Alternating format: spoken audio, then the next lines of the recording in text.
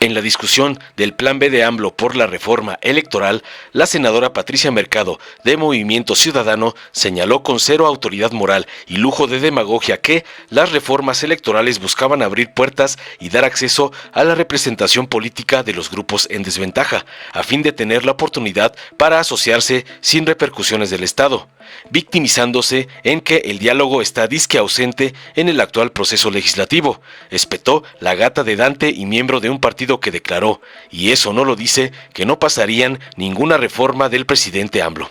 Ante el servilismo de la emesista con el corrupto INE, la senadora Delfina Gómez de Morena aseveró tajante que el INE llegó a ese lugar gracias a la ciudadanía y al pueblo. Además, les exhibió las mentiras de los macprianistas con las siguientes palabras: y nada más sí quiero aclarar, porque he escuchado en varias participaciones que se menciona que gracias al INE se logró el triunfo, en lo que fue nuestro presidente de la República. Yo quiero aclarar que más que al INE, porque esa era su obligación, respetar la decisión del pueblo, pero él llegó a ese lugar gracias a la ciudadanía y gracias al pueblo. Y quiero aprovechar para decirle a todos los mexicanos que confiaron en este proyecto que sigan confiando, porque para eso estamos, para trabajar por ellos y con ellos, finalizó contundente. Veamos enseguida cómo la maestra Delfina deja en ridículo a la senadora Patricia Mercado de Movimiento Paniaguado, una gata de Dante y el señor X.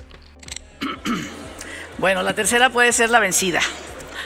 Acudo a esta tribuna para presentar una reserva al artículo 11, numeral 4, de la Ley General de Instituciones y Procedimientos Electorales para aumentar las cuotas en las postulaciones afirmativas de cada partido político. Para la Cámara de Diputados y Diputadas, 10 con discapacidad, 5 para personas de la diversidad sexual y 5 para jóvenes.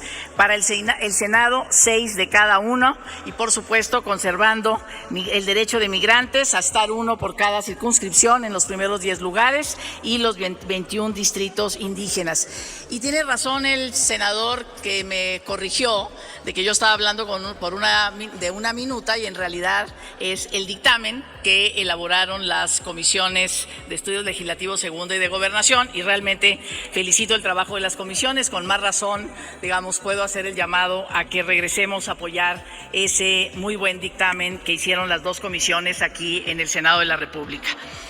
Particularmente, lo que me duele particularmente, y esto lo digo con base en mi trayectoria como activista, es que va en sentido contrario toda la propuesta a la historia de la transición democrática.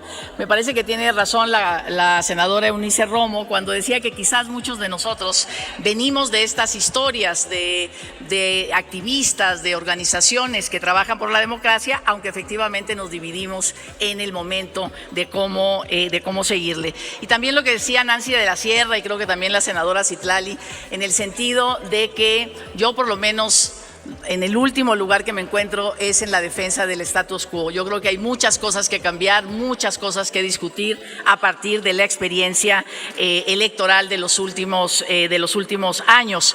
El tema es cómo lo estamos haciendo, cómo logramos construir los acuerdos necesarios. Quienes hemos venido desde los márgenes de la política, feministas, sindicalistas independientes, activistas por diversos derechos humanos, ambientalistas, hemos encontrado en la pluralidad política y en el reconocimiento de la diversidad social un ambiente propicio para seguir luchando, pero sobre todo para compartir, para comprendernos. Las organizaciones de la sociedad civil se defienden con firmeza ideas y principios que a veces pueden parecer inalterables, pero en la política lo más valioso que hemos aprendido es la tolerancia y la humildad de aceptar y entender el punto de vista del otro, de la otra, para que nos lleve a ceder, a matizar, a cambiar lo óptimo por lo posible para encontrar acuerdos que satisfagan a todas las partes. Por eso es que esta reforma nos decepciona. Las elecciones son la forma en que la sociedad se organiza para depositar su voluntad y sus aspiraciones en manos de gobernantes y legisladores. En un primer momento en México, de las reformas electorales, se trataba de abrir puertas, dar acceso a la representación política a grupos organizados en condiciones de desventaja, ventaja, permitimos contar con curules y escaños ganados por el convencimiento, tener oportunidades para asociarnos y formar partidos políticos sin persecuciones de Estado. El año de 1988 significó un duro golpe de realidad de un sistema que se resistía a cambiar. Las dudas razonables sobre un proceso electoral lleno de trampas en contra de Cuauhtémoc Cárdenas desanimaron a muchas de nuestras compañeras y compañeros, pero también un gran número de activistas que apoyamos la candidatura de Cárdenas continuamos apostando por la vía pacífica y política para las reformas electorales. Así fue que, con empuje social, se trató de equiparar las condiciones de poner piso parejo y evitar favoritismo y parcialidad. Así surgió un IFE autónomo, un árbitro que hizo de la disputa por el poder una expresión de civilidad, con respeto a las diferencias, sin atropellar, aplastar ni excluir a nadie. No olvidemos que desde 1996-1997 todas las reformas electorales han contado con el consenso, o al menos con un acuerdo muy amplio de los partidos políticos. Gracias a ello, nuestro país logró establecer reglas muy estrictas para garantizar la igualdad en la propaganda electoral, la cobertura en medios de comunicación, el financiamiento a los partidos y la fiscalización de los recursos que son de las y los contribuyentes. En 2001, más de 100 compañeros y compañeras acudimos a los trabajos de la Comisión de Estudio para la Reforma del Estado que dirigió Porfirio Muñoz Ledo. Esta participación amplia y profunda nos demostró que era posible encontrar mediante el diálogo la vía hacia un régimen democrático permanente. Ese diálogo está ausente en este proceso. Omitimos la obligación legal reiterada en la jurisprudencia de consultar a los grupos históricamente excluidos, las personas indígenas y con discapacidad. Hubo aquí 3 parlamentos abiertos, uno de mujeres indígenas, otro de personas con discapacidad, otro de jóvenes de la diversidad sexual, y uno de los temas que permanentemente salió es la falta de representación y de voz en los espacios de toma de decisión. Si se habían puesto fórmulas de acción afirmativa, pero no sabemos si a estos grupos, termino, presidente, les parece bien o no, porque decidimos por ellas y por ellos, en vez de convocar, como ya lo hemos hecho en estos parlamentos abiertos.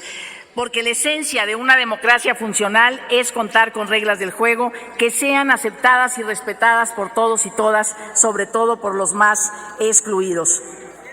Presentamos esta reserva para reiterar el compromiso que hemos hecho con estas poblaciones, para que no se olvide que están presentes en nuestras propuestas, aunque este proceso legislativo los haya olvidado. Y no perdemos la esperanza, termino, presidente, de que se detenga esta regresión y de que vengamos muy pronto aquí a votar a favor de otra reforma, una reforma por consenso, a encontrar acuerdos en la pluralidad, acuerdos que eviten la polarización y la violencia, acuerdos que nos conduzcan a la misión posible de dignificar la política. Muchas gracias. Buenos días, señor presidente, compañeros senadores, senadoras.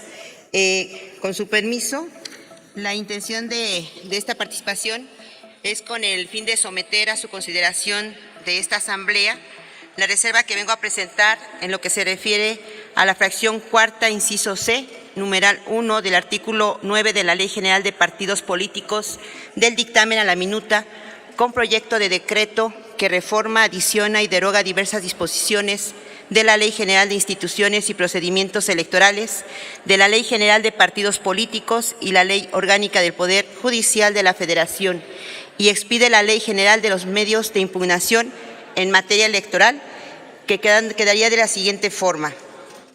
Cuarto, los ajustes por la implementación de acciones afirmativas por género deberán realizarse conforme a las bases que en su momento se establezcan. Y con esta reforma se fortalecerían las facultades de los partidos políticos para establecer en sus documentos básicos, en sus acciones y mecanismos lo que proceda. Por ello les pido el voto a favor. Y nada más sí quiero aclarar, porque he escuchado en varias participaciones que se menciona que gracias al INE se logró el triunfo en lo que fue nuestro presidente de la República. Yo quiero aclarar que más que al INE, porque era su obligación respetar la decisión del pueblo, pero él llegó a ese lugar gracias a la ciudadanía y gracias al pueblo. y quiero aprovechar esta participación para decirle a todos los mexicanos que confiaron en este proyecto, que sigan confiando, porque para eso estamos, para trabajar por ellos y con ellos. Muchas gracias. Dale en me gusta, suscríbete, activa la campanita y compártelo para que más gente lo vea.